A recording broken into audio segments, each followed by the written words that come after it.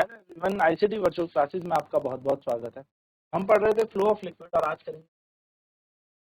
तो क्वेश्चन पहला है, water is coming out from a horizontal pipe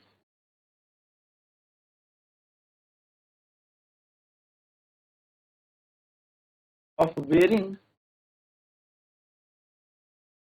cross-sectional area, cross-section at the rate of t meter per minute.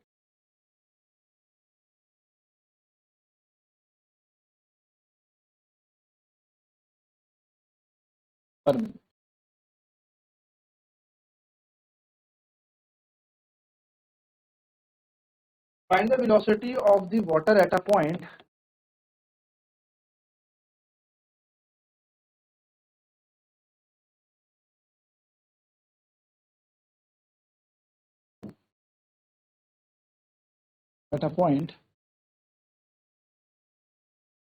where the radius of the pipe is 2 centimeter. Where the radius of the pipe is 2 centimeter. चलिए फटाफट से solve करेंगे इसे। देखिए क्या कह रहा है, ये एक पाइप है,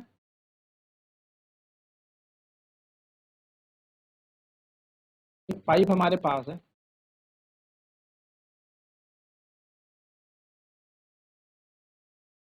और इस पाइप से क्या पानी निकल रहा है 30 लीटर पर मिनट में। यानी कि अगर मैं यहाँ से A1 V1 निकालूं तो A1 V1 कैसे निकलेगा, ये आपको पता है, वॉल्यूम है, वॉल्यूम पर सेकंड होता है ये, है ना। पर सेकंड में हम देखते हैं, ये होगा 30 लीटर कितने मिनट में, 1 मिनट यानी कि 60 सेकंड में।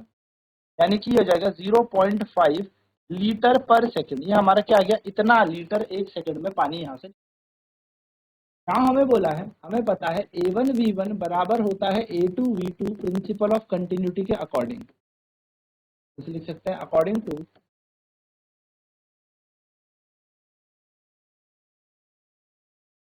Principle of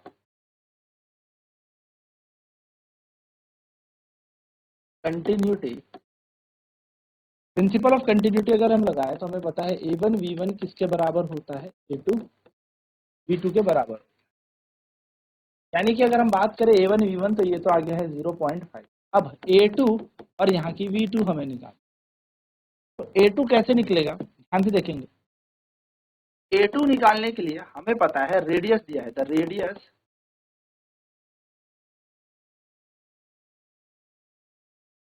of the pipe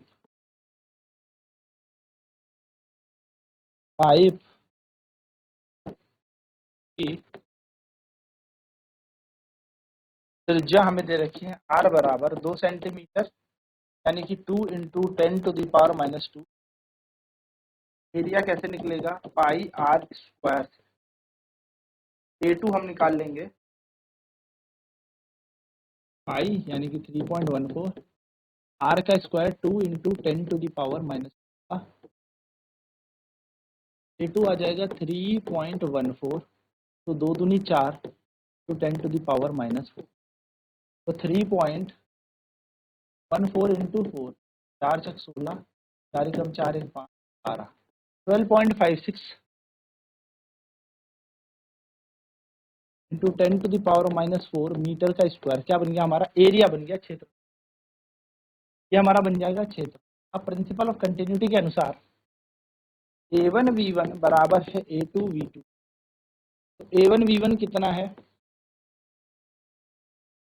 0.5, A2 कितना है 12.56 × 10⁻⁻4 और V2 की जगह V2, क्योंकि हमें वेलोसिटी तो निकालनी है, वेग ही तो निकालना है, तो वेग बराबर आ जाएगा 0.5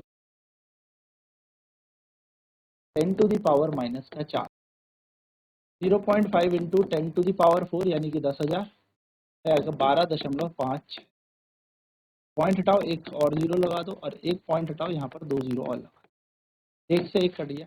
तो V2 बराबर आ जाएगा 5 गुणा 1 2 3 4 5 जीरो बटा 1200। और जी आपके आप यहाँ से 3 जीरो को दे दो तो बन जाएगा 5000 गुणा 10 की घात 2 बटा 1256। लमसम काटने का तरीका बता देता हूँ। इन 1250 को 1256 को नियरली 1250 मान लेते हैं, तो ये इसे कैंसिल कर देगा कितने टाइम, 4 गुना, लगभग लगभग आप इस तरीके से कर सकते हो। अप्रॉक्सीमेट हमारा आंसर आ जाएगा 400 मीटर पर सेकेंड, ये हमारी वेलोसिटी। तो ये बेसिकली याद रखेंगे 400 मीटर पर सेकेंड, इस तरीके से क्वेश्चन। चलिए अगला क्वेश्चन करते हैं। अगला क्वेश्चन है हमारे पास, the velocity equal to the velocity head of a stream of water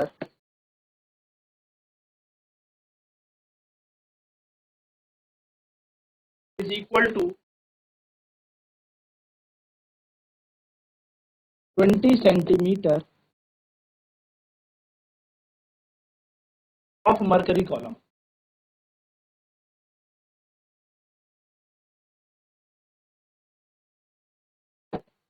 ठीक है, आगे कह रहा है what is the velocity of flow in stream।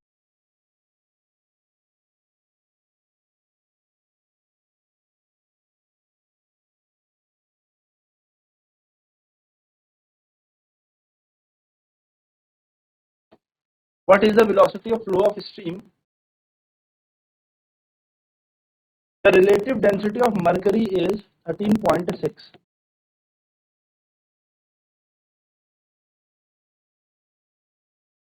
The relative density of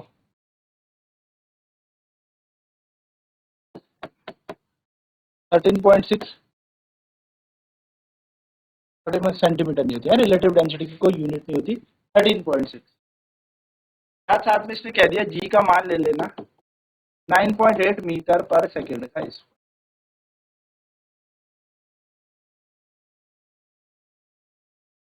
देखिए हमें पता है तो वेलोसिटी हेड का फॉर्मूला होता है वो होता है v²/2g, है ना, ये होता है वेलोसिटी हेड का फॉर्मूला। तो बोला जो वेलोसिटी हेड है किसी वाटर का वो 20 सेंटीमीटर के बराबर है, यानी कि 20 सेंटीमीटर के बराबर है। यानी कि हम लिख सकते हैं v²/2g बराबर, अब सेंटीमीटर को मीटर में बदलेंगे तो डिवाइड बाय 100 कर देंगे, यानी कि अगर हम बोलें इसको 100 से डिवाइड करके हमें मिलेगा 0.2 मीटर में। ठीक है, ये मीटर में आ गया हम। नाउ अगर हम बात करें 0.2 को जब हम रिलेटिव डेंसिटी से मल्टीप्लाई करेंगे 13.6 से, तो ये हमारा पूरा क्या बन जाएगा, वेलोसिटी हेड हमारा बन जाएगा। v²/2g या हम कह सकते हैं 0.2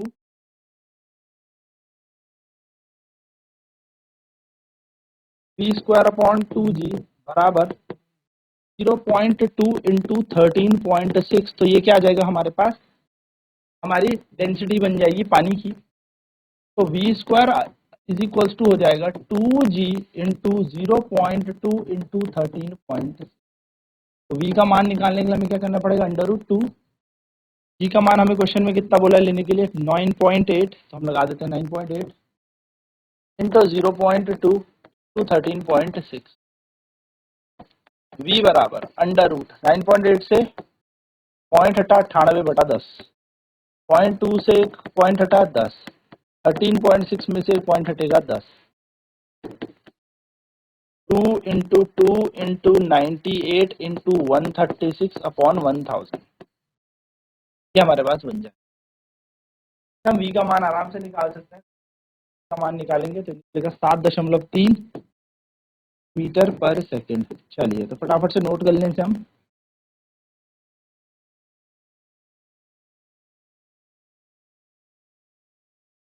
तो देखिए वेलोसिटी हेड हमें दे रखा था, वेलोसिटी हेड के हिसाब से हमने क्या किया, v²/2g का वैल्यू लगाया और यहाँ से हमने क्या कर दिया v² की वैल्यू। अब जैसे ही हमें रिलेटिव डेंसिटी यानी कि सापेक्ष घनत्व दे रखा था, हमने 0.2 से मल्टीप्लाई किया, हमारा आंसर बन जाएगा 2g 0.2 इंटू 13.6 जी का मान 9.8 है, लगाया और हमारा आंसर आ जाएगा 7.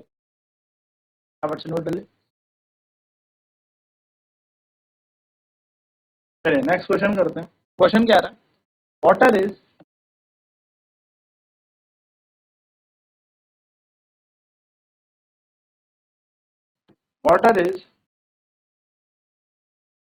flowing in a horizontal pipe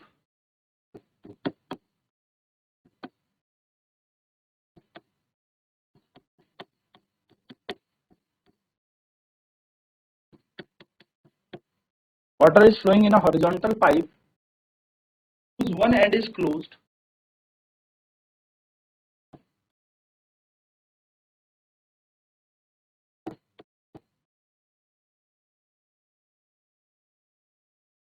with a valve and the reading of pressure gauge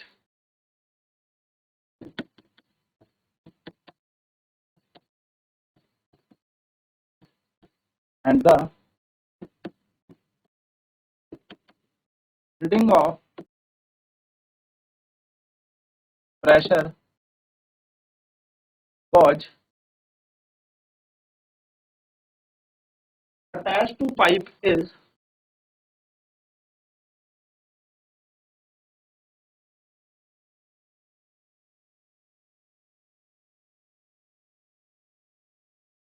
3 into 10 to the power 5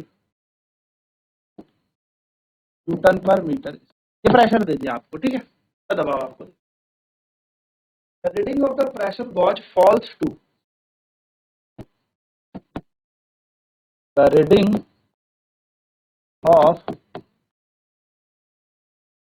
pressure gauge falls to गिर जाती है 1 into 10 to the power 5 Newton पर मीटर। 5 है, हाँ।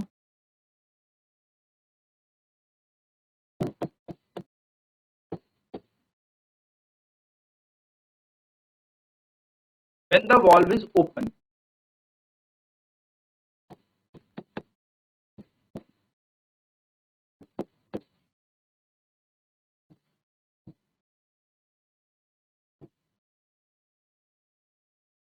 calculate the speed of water flowing into the pipe।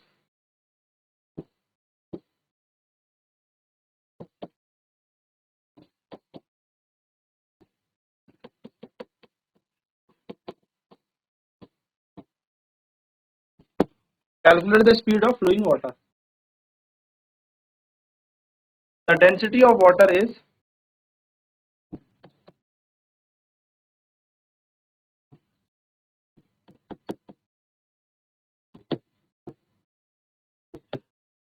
10 to the power 3 kg per meter cube. चलिए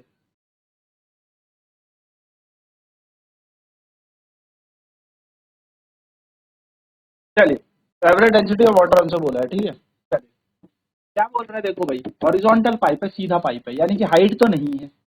जब height नहीं है तो एक दिक्कत तो दूर हो गई कि H1 और H2 बराबर है। तो हम पहले बर्नौली थ्योरम लिख लेते हैं। अकॉर्डिंग टू बर्नौली प्रिंसिपल,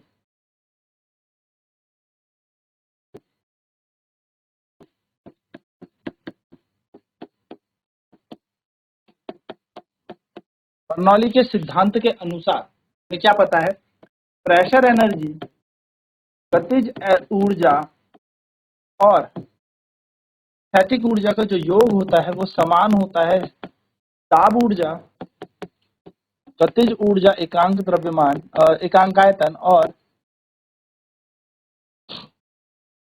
स्थैतिक ऊर्जा। अब यहाँ पर H1 और H2 तो बराबर हैं, क्योंकि पाइप हॉरिजॉन्टल है तो ये तो कट जाएंगे। पाइप सीधी है, ना हाइट 1 और हाइट 2 बराबर है, तो अगर H1 और H2 बराबर है तो ये इधर जाएगा, माइनस हो जाएगा। कह सकते हैं प्रेशर एनर्जी और जो हमारे पास kinetic energy per unit volume है वो हमेशा क्या होगा, उसका सम यहाँ पर कांस्टेंट होगा, क्योंकि एक हॉरिजॉन्टल पाइप की बात हो रही है। अब हम यहाँ से क्या करेंगे, P1 माइनस P2, तो P1 माइनस P2 जो होगा वो होगा हाफ रो P2 का square minus half rho P1 का स्क्वायर। P1 माइनस P2 ऐसे ही हाफ कॉमन ले लो, रो कॉमन ले लो, V2 का स्क्वायर माइनस V1 का स्क्वायर, ये हमारा वैल्यू बन जाएगा। चलिए नोट करेंगे इसे।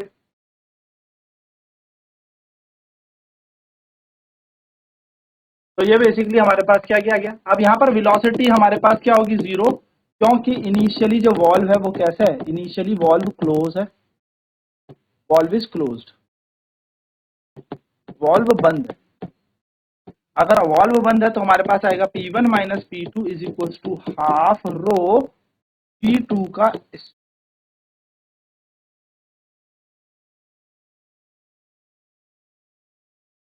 तो अगर आप यहाँ पर वैल्यूज लगाएंगे तो यहाँ से निकलेगा, देखो V2 का स्क्वायर बराबर 2 बाय रो, देखो ये 2 ऊपर चला जाएगा, रो नीचे आ जाएगा और यहाँ बन जाएगा P1 माइनस P2। बस अब आपको वैल्यू लगानी है, V2 का स्क्वायर ऐसे ही 2 की जगह 2 इंटेंसिटी दे रखी है ये। P1 का मान देखो आपको कितना दे रखा है क्वेश्चन में, जब वॉल्व बंद है तो कितना प्रेशर लग रहा है, 10 की घात 5, और जब वॉल्व खुल गया तो कितना आ गया, इतने से घट गई रीडिंग, इतने से रिड्यूस हो गई, है ना। बस हम यहाँ लिखेंगे 3 गुना 10 की घात 5